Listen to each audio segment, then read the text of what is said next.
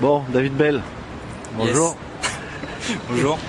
Alors tu parles pas beaucoup, on t'entend pas beaucoup, mais on te voit beaucoup, surtout sur Dailymotion, sur internet, avec tous les trucs du parcours.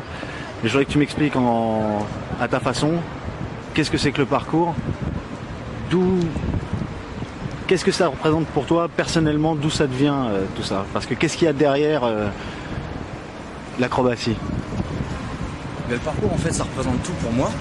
C'est un art où je suis dévoué corps et âme, parce que ça me vient de mon père. Et il a donné un sens au mouvement pour moi. C'est-à-dire qu'avant, j'ai fait de l'athlétisme, de la gymnastique, et je bougeais pour avoir une bonne condition physique, mais sans savoir vraiment à quoi ça pourrait me servir. Et dès qu'il a commencé à me parler du parcours et de ce qu'avaient fait ses qualités physiques à lui, ben j'ai compris. J'ai compris pourquoi on bouge, pourquoi on a des bras, des jambes.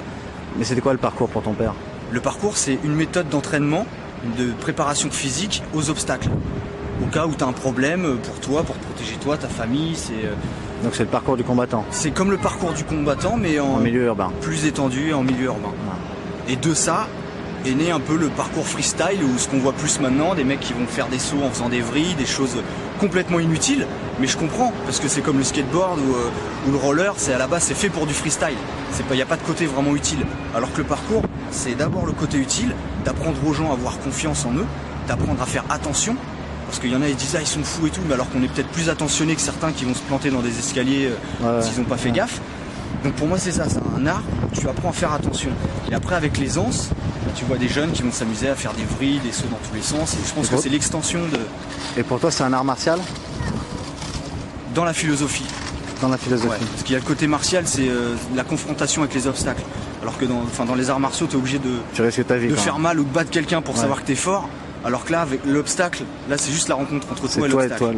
C'est toi contre toi-même. Et pourquoi la beauté du geste est aussi importante que l'exploit en lui-même? Je crois que la beauté du geste, elle reflète l'amour que tu donnes dans ton sport.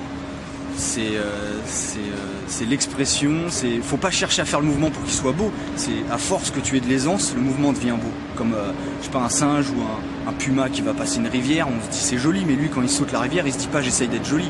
Il essaye d'être le plus juste, le plus en accord possible. Avec ses capacités physiques. Donc je pense que c'est vraiment avec les années et tout ça que il commence à y avoir une gestuelle, quelque chose qui ressort. Mais il faut vraiment travailler pour le côté utile au départ. Donc vraiment, c'est arriver à se sauver d'une mauvaise situation à la base. Pas se sentir étouffé par les murs qu'il y a autour de nous et... Utiliser la ville au lieu qu'elle nous utilise, quoi. Voilà. Belle philosophie, mec. Bon courage. Merci.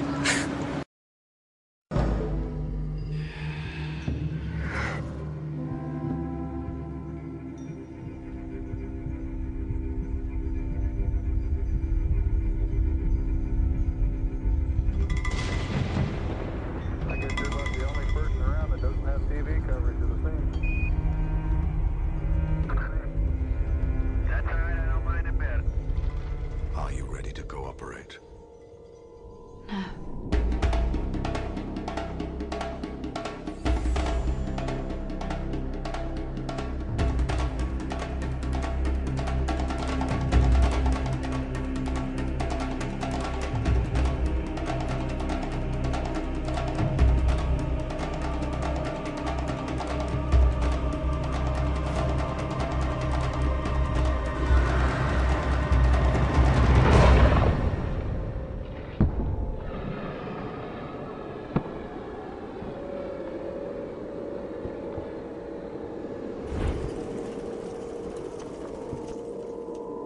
We have work to